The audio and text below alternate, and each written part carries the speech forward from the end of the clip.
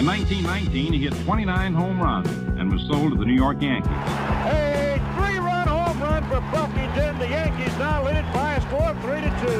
Bill Lee is now going over to a couple of the Yankees, and there they go again. Ball hits it to deep left. That might send the Yankees to the World Series. Varitek and A-Rod going at it. Roberts is going. Posada's throw. Roberts safe. And what can I say? Just tip my hat and call the Yankees my daddies. Welcome to Fanbase, a deep dive into the greatest rivalry in sports. Brian Shackman, John Senecal here for episode 140. We're super grateful to Ray Fagnant, who's the Northeast Regional Scout for the Boston Red Sox. And, I mean, we could talk to you for days. You should write a book or do something. That maybe you should have a podcast because I think the stories are endless, and we're super grateful for the time. What I wanted to start with in episode 140 is your scouting career. We talked about in the last episode about what's changed, what hasn't changed, you know, sort of pre-Moneyball and post-Moneyball. But there aren't many, I mean, some scouts stay in the job forever. And I sort of have two questions, like, were you ever interested in any other part of the game? Did you ever have opportunities to do front office or manage, get on the bench? And, like, why, if you did, then why did you not do it? When I started, I had my timetable. You know, I say 5 years, I'd be scouting director. I'd love to be GM one day. But then you get married, you have kids, life, and your priority changes. You know, nothing outside of my job has ever taken away from my job. I've always been able to do my job, but I could find ways to watch my son's Little League games. Or I remember driving back from Rochester to see my son's first T-ball practice and turning around, going right back to Rochester. But well, that's a brutal drive. I was happy to do it. So it's, and again, even though so it was a lifestyle choice. Is that what you're saying? Lifestyle choice. Yep. Like a lot of driving. I remember when the boys were born, a lot of, I've commuted Fayetteville, North Carolina before, so I get back, or, after my first son was born, doing my pro coverage, I had the Reading Phillies for a 7-game series. And I remember, after the noon feeding, driving there, seeing the game, coming home, and, being there to help in the middle of the night, take care. But in one day. It was 7 days in a row, but it's an absolute lifestyle choice. And the job has really evolved where, when I started it, procedurally, administratively, it was really easy. But now there's just so much to do. 365 days a year. Like so you had opportunity. You could have gone to single A and been a bench coach. I never pursued a player development option where ultimately I think, like my wife always says, that's where your passion is.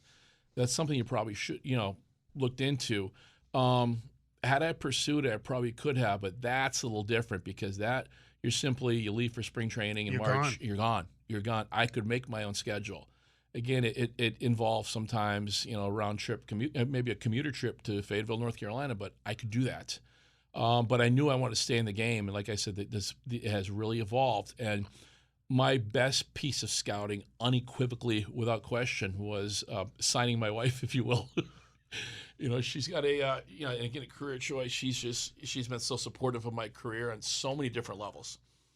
But she is a fantastic position. So 30 years later, you're still cool with it. Absolutely. Now, with the modernization of technology, does that help though? As far as 15, 20 years ago, you'd have to get in a car and go out and see a guy's round a BP. Yeah. Well, say 20 years ago, but now you can get film on this guy and be like, all right, well, obviously he doesn't have the physical video tools. He doesn't fit the eye mold or the book cover test, but. And I can just bypass him instead of having to take that time. It has helped immensely, but also put a bigger burden on you where, on December 17th, hey, watch this guy's synergies of the application. Watch this guy's video, and we need you to write a report on him. So it has created greater demands. But also one thing the Red Sox stress, he said, listen, you need an admin day. There's a player you like, stay home, get some admin stuff, and you really like – whoever the player is, they just finished a 3-game series at University of Florida. Just go through a synergy video and update your report on him. So it's created a lot of opportunity. There's more information, but also it's kind of created greater demands where you're essentially looking at evaluating year round. Right. You could be watching 60 videos in a day as opposed to driving all the way to Reading. There's no shortage of work. You have to decide what work to take on. It's working smarter. Yeah. Before I hand it over to you again, John, I want to get this out of my head before I forget it. You said in the last episode about how I don't know how you said it. Maybe you can correct me. How instead of looking for ways to like write a player off, you sometimes look for ways to not, what they can do as opposed to what they can't do. And we talked about the hope of certain things. And I'm just sort of curious about scouting. Are there young people doing it? More than ever. I mean, there's a lot of turnover. And they realize how hard the work it is, so they want to go. Then they screw it. I'll go to law school or something. I don't know why, but there is a lot of turnover. When I first started, what is interesting, and this is just matter of factly, or does it matter? I don't know. But when I first started, every scout, was a former professional player. A lot of major league players, and now there's so few that have played, and now there's a lot of those guys that. I had never played a day of baseball. Right, the data guys, the econ majors. Yeah, and so I get that's not fine. Good. That's not good, though. I'm not saying that's better or worse, but one thing I know is I can compare players that I'm watching to players I played with and say, yeah, I remember this guy. He could do X, Y, and Z, and tell you after going 0 for 4 and sitting with him in the bus ride from Akron, Ohio, back to New Britain, like you learn a lot being in the dugout, in the clubhouse, in the cage, and spring training and everything. But there are a lot younger guys. And quick story, I was at a college game last year, Binghamton, and some kid came up to me and said, "I'm interested in getting into scouting," and he was very nice, very nice. I could tell he was very, very intelligent. Started talking about all these metrics, and talking about a player's ex-WOBA and this and that. And I said, listen, man, that's great stuff. I said, I really respect the work that you've done and the homework and everything, but I said, that's analytics, and that's a huge part of what we do. But he said, what scouting advice can you give me? And I said, well, I will absolutely. This is the best scouting advice I can give you. I think what you do is great. That's a really important part of the game. That's something I'm looking to get better at, and that has huge value. But we're at University of Binghamton, and 2 miles away is the Mets AA team. Go watch a weekend series. No stats. Just go there with a roster, a pen, and a piece of paper. Evaluate those players. All right? That's scouting, when you can look at a player, go to open tryout camp, and evaluate these guys. Now, obviously, use every, like when I do, that's kind of my approach. But nowadays, we know these players already. But you go evaluate the tools first, but is not only absolutely imperative, but it's mandatory. You watch this player, you evaluate the tools. Now you go back and use the resources that we have. See his 47 at-bats with a 2-0 count against a left-handed reliever with a low slot that throws a two-seamer. But it is literally, those are the queries that we're capable of. But it's important to use every resource, that you have. But ultimately, to be able to look on the field and say what this player can do. Analytics isn't scouting. That's what you're saying. Is like you're talking about being a front office analytics guy, but that's not scouting. Scouting is a hybrid. I understand you combine it, but that's what basically your advice to that kid is. What you're talking about is a front office job in analytics. You're not talking about scouting. But they're in the scouting department. So I would say identifying, and the analytics is a great deeper dig. But also where analytics is good is. And we've got. So there are no 28-year-old ex-players scouting now? There's not a lot. Yeah. There's not a whole lot. But where you can beat teams with the analytics is, we can have somebody in the back room going just data mining and saying, hey, this kid's interesting. This kid's really interesting. And again, they will never tell us who to like or not like. But I got a call last year. Hey, Ray, this kid is hitting. Has a 40. This pitcher has a 47% swing and miss rate on his four-seam fastball. And he's only 88 to 90. Like, this is really interesting. We need to see this guy. And that's where analytics is huge, and we can really beat people. So it absolutely has great value, but it's when it's combining the two that have to work in harmony. My buddy, I talked to baseball a lot. It's Muncy, the kid in the Dodgers. 20 years ago, he never would have made the majors. Because all he does is hit home runs and strike out, right? Right. I mean, he never would have made it out of AA because his average would have been 210. Right. I mean, like he wouldn't have played Major League Baseball. He wouldn't have had a chance 25 years ago because he just, I don't know. Is that wrong? I think they might have found a way to make an adjustment or something. At no point is it ever wrong to say, hey, we need to find a way for you to strike out less. Right, but in 1982, if a guy's batting 210, they would just cross off the HR Well, it stat. kind of depends what lineup he's in. Yeah, okay. You know, that's a big part of it. Yeah, look you at know? Kyle Schwarber. Yeah. He's batting leadoff, No, but hitting he- 40, yeah. 50 home But runs. On the base, Kyle gets on Schwarber base. story would, I mean, he's a little bit different, but I mean, he might not have been able to tell the major league story. He can tell based on, pre. But he was also a huge prospect, He was and first-round pick. first-round pick. Oh, I remember. And you would Yeah. think, that a first-round pick would well be above a 200 hitter, right? Regardless of right? I would hope so. But he's a physical outlier where his on base percentage, his run production value, and part of that is he's got makes the term makes great pitch decisions, but also it's funny. Last night at 12 midnight in the cages in Chicopee, Mass, my boys and I were talking about Schwarber, and specifically what he does. There's a reason why there's a physical reason why guys can do something. His bat speed is so elite, but if he wanted to, I'm sure it's like when I'd watch in spring training, watch Wade Boggs take BP. He could hit the ball foul pole to foul pole as hard, as far as he wanted anytime. He could have made a decision. He could have hit Home run. 240 with 50 home runs, Yeah. but that's a decision he makes. So They said the same thing about Ichiro, right? Ichiro, his BPs were unbelievable seeing him, but Schwarber's so good at getting on base. Again, we're really picking the guy that's real good, but again, part of it is what lineup you fit into. I remember, I played in 91, Jeff Bagwell. I think I would hit the Eastern League by like 40 points. Like him and Matt Stairs hit 4 home runs. And Professional granted, hitter, Matt Stairs. There you go. Abs professional hitter. And he'd smoke a pack of heaters in the dugout. You could tell too. Bagwell was a really good hitter that made contact and found out on 2-0, 3-1 counts, I can cheat a little bit, get a ball out in front, maybe swing bigger. So some strikeouts came, but Hall of Fame home run career. So they can all do something, but ultimately, like analytics and scouting is ideally a perfect blend. Yeah.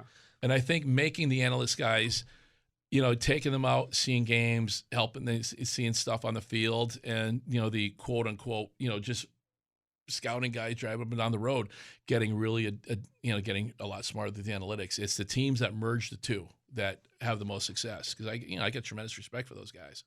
Being a former player, I feel like it would give you an edge in the scouting department.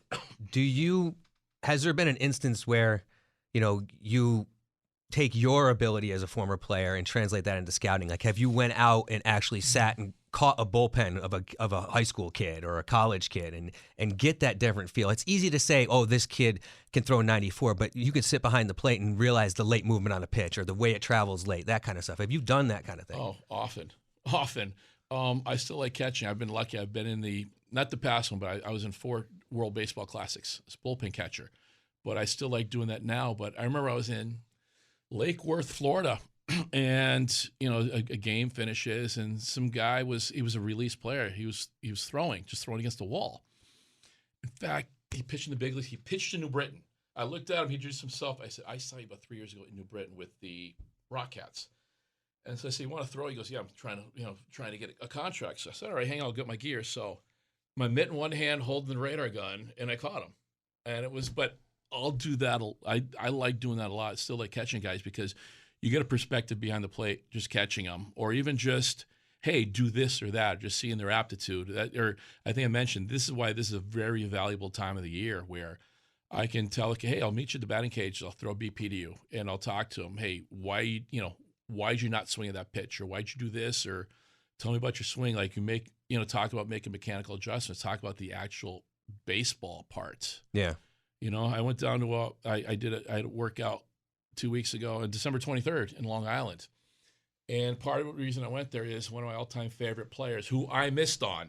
I can make up a pretty good major league team of guys that I've missed, but I just had him in so many workouts. I just knew him personally so well. And he turned out to be such a great kid, and he's going to be a good big leaguer. But Logan O'Hoppe with the Angels. Mm-hmm. And he was down there. We were looking at some players, and it's just... Is he a Northeast guy? He's from Long Island. Really? And... Love the name. Yeah. And he had a great rookie season, got hurt, and then came back. Yeah. Big prospect for the Angels. He's going to be a very good player, but, I spend time with as many of these pro guys as I can, because I've scouted most and know most of them, but it's just, just getting perspective still and just watching players, and they'll ask me some things sometimes, but. Do you ever just sit there and watch a game on TV and be like, God, can't believe I blew it on this guy. Like, come on. I'll go the other way. I'll say I can't believe the Red Sox didn't take him. But there are those guys. There are those guys that really, really take off. You know, like Jeremy Pena, for instance. You know, University of Maine. University of Maine from Florida. And I pulled up my report so many times, and I've read it, and I said, and I remember telling the scouting director, man, I will die on that hill. That's what I thought he was. You know, elite, and I look at elite fielder, good, made contact at the plate, so that's got value. But I had no idea he'd be as good as he is, and I had no idea he'd go from 160 pounds to 210. Right, he's a beast. But there's they're not miss guys. Like there's nobody. There's not a lot of guys in big leagues. I don't think he could play. I missed on him, but you miss on how good they turn out, and that happens. Now, when you look at a player like Jeremy Pena, who burst on the scene, he came in, took big shoes, filled in for Carlos Correa, has a great postseason, goes on and wins the World Series. I think he was the World Series MVP, I believe, too. MVP, yeah. Right. But then his sophomore year, he struggles a little bit. Now, when you're watching him and you sitting there saying, don't worry, he's just, this kid's going to be fine. He's got the tools. He'll figure it out. Or are you looking and saying, well, maybe this is the Jeremy Pena that we're going to see the next 10 years? Well, looking at his value, I mean, he's always going to be able to play shortstop. And he's been able to, he makes contact. So the league will make an adjustment to you. The second year is probably always harder than the first, and he's got big league bloodlines. Is he the kind of kid that can make the adjustments, though, I guess is what I'm saying. I think so, because he's got aptitude. So again, I liked him, but I was a little light on who's his his dad? Geronimo Pena. Okay. Uh-huh. Yep. We're a little tight on time. We don't want to monopolize. I do want to have you tell quickly, John brought it up off the air, your 99 All-Star game story. I mean, did you catch? Great. Among the greatest days of my life. That was a lot of fun. Yeah, it was the day the game was announced, like in the year before. I remember talking to the scouting director, Ed Kenny, say, whoever's running, I want to be involved in it. And this is an iconic All-Star game because this is the Ted Williams. Absolutely iconic, yeah. And so, I was there for the whole 3 days. Fenway Park, the day before, it was the celebrity game, which is kind of cool.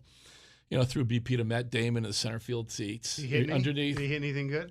Yeah, he made contact. Okay. I'm sure he played a lot of stickball, but I just remember having a chest protector on and Matt Damon coming up and smacking me in the chest and saying, "Oh man, I wish, what you do is so cool, man. I love to be able to do something like that." I just remember telling him, "Hey, Matt, just don't beat yourself up. You made a pretty good career choice." Yeah. But just being around those guys. So that day it was the celebrity home run derby, and then that afternoon just BP, the All-2 BP, and the home run derby itself was, like you said, it was iconic. I mean, that's the great McGuire. And this is the one that you're watching on TV every year. And this is in '99. We're talking McGuire, Sosa.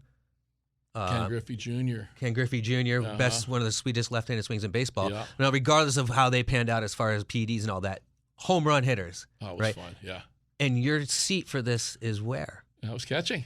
Right behind the best seat in the house. Oh, the now, absolute how best many seat in the balls house. did you actually catch? Interesting, because they're kind of keyholing a little bit because there's no time limit. Right. So they were waiting for perfect pitch, but there's like no words to describe it. And just last night, we noticed MLB Network's running the Home Run Derby Marathon on Sunday. Yeah. So I told the boys we got to watch it because it never grows old. But it was just, that was just fun. So I saw Mark McGuire take BP at the old San Diego Stadium, Qualcomm Park or whatever. Mm-hmm. And I told my wife, we need to get there early. This is when he was playing with the Cardinals. And I told my wife, we need to get there early. We need to see Mark McGuire take BP. And she looked at me like I was an idiot. But we went out to left field. And when we got done with BP, she looked at me and she's like, that was one of the coolest things I've ever seen. I can only imagine what it was like sitting 3 feet behind home plate. It was really neat. And I saw him about 2 years ago at the area code games. His son was playing. And I went up, introduced myself and talked. And he remembered it because we had an exchange at the plate. And he remembered it and took a picture, but it was just really cool because these guys are regular guys that love the game. Yeah. It was really neat. Well, his reputation is not as the warmest guy, whereas like Griffey was sort of rock starry and Sosa was sort of on another planet. He's quiet, yeah. And I think part of it is approaching these guys the right way. But and also, I'm in uniform, I'm on the field, so it's kind of that. But the homer, it was just there's no words. And of course, the next day, the All-Star game. And, being in the bullpen, when Ted Williams came by in the golf cart. And I knew Fox was covering, so I knew their camera angles too. So I knew where to stand during the national anthem near Pedro Savion. But, that the game itself, just warming up everybody that got in there. And it was just so cool. I just remember, of course, the big scene on the field, all the players congregating around Ted Williams. and Troy Percival coming out to the bullpen right before the game, and there's just tears coming down his eyes and down his cheeks, and saying, "This is the coolest night ever." And it was just, it was innate. It really was. Yeah, and you were part of it. Well, I think you touch on something like perfect there. You look at these guys now, and as fans and as you watch Major League Baseball, you quantify these guys based on stats and how much money they make. I mean, let's be honest here. What we talk about is who's going to make $70 million, who's the next $500 million player. But these people are human beings, and they're fanboys, a lot of them. They are just blessed to be there. They're probably still trying to figure out what their life is all about, and then they're looking around and they're like crying because they just saw Ted Williams. Yeah. And then we talk to you, who grew up a Red Sox fan, who's worked the Red Sox for your whole life, and have these moments, and it's those parts of baseball that you probably take away that are more important than the dollar signs. No, absolutely, without question. Those are the great memories that the job has enabled me to do. Like I said, catching the WBC was neat. I'll never get the last. I was at Team USA a couple times. Then in 2017, I was at Team USA, and the cool part was our training camp was actually at Fort Myers. So I was with them, and we went to Miami to start the games, and I'm suited up for Miami. And manager or somebody from Team Columbia comes in the locker room, and they're talking to somebody. Comes over to me, goes, "Hey, Ray, can you help us? We need you." So I said, "Yeah, absolutely." So I was actually with Columbia for the 2017 BC. So I get my stuff. I go into the other clubhouse, Columbia clubhouse, and I look across. I walk in, and I see a kid. I said, "Man, I know you." And it's Greg Nappa, who's nearby, who pitched at University of Connecticut. Had a nice 8-9 year career. I look at him and I said, "What are you doing here?" He goes, "My mother's Colombian. What are you doing here?" But we just had, Jorge Alfaro was on the team, Urshela, and that was that classic game where they tied in the ninth with 2 outs, and Jose Bautista throws out the run to the plate. But I'm in Miami Stadium. There's 57,000 people, and the stadium was shaking. Like, that was the most amazing in terms of electricity environment that I'd ever been around. And that's being at Fenway Park for the World Series, but that environment, just being around stuff like that. But Latin cultures cheer in a different way. And I remember being in the upper deck with the Mets when they had 25,000 to be 5,000 Latin Americans up in the top deck singing the whole freaking game. Yeah. Listen, you throw one more question, and then I have like 4 rapid fire questions, and we got to let them go. I was just going to piggyback on the question that I was just asked. You're with the Red Sox now. You got 3 or 4 World Series rings. 4. You got 4 World Series rings. You're with the WBC. Do you get a medal for that or whatever part of that team? A bunch of cool T-shirts. Yeah, some neat stuff. Just being a part of something like that. I mean, when I think of 2017, that was the Adam Jones catch, right? Yes, where he made that. I mean, one of probably the best catches ever as far as international cool. play. And just the time and place. Yeah. All right, so listen, we're talking with Ray Fagnant, who's the Northeast scouting director for the Boston Red Sox. We didn't prep you for this, so we'll see how it goes. I just have basically 4 questions. Your best big name signing of your career? I say Barnes, just in terms of longevity. Worst? Oh, nothing personal. It's too bad. You look back at 99. Anyone we know? No, because you would know them. But that speaks volumes to what we talked about. How many people don't hit it, right? Yeah. How many people don't make it? Well, you look at the first rounders. Craig Hansen, who got the big leagues fast, he could have had a really good career. I mean, he was in the big leagues 3 weeks after the draft, but he just had a strange injury. So there's those guys. And Ryan Westmoreland. Yep. You familiar with the name? Yeah. Theo Epstein says to this day he's the best amateur he's ever scouted. Ryan Westmoreland was a 40-40 guy in the big leagues. He'd have been a 40-40 guy, and God bless him, he's still alive and doing well, and he's doing well. But just that horrific issue with his brain where, the grace of God, he's still alive, but that was a very, very promising career. He's an elite talent. So I understand you don't want to necessarily out a bad signing. We might not know it, although I think fans of the podcast who are inside baseball would. Well, you signed Carl Pavano, right? Yes. Yeah. I mean, right. good career, but as a Yankee fan, you sit there and he's like, he's the first guy you start to roast usually as a Yankee fan. He's the first guy you roast. But you didn't live up to his contract, right?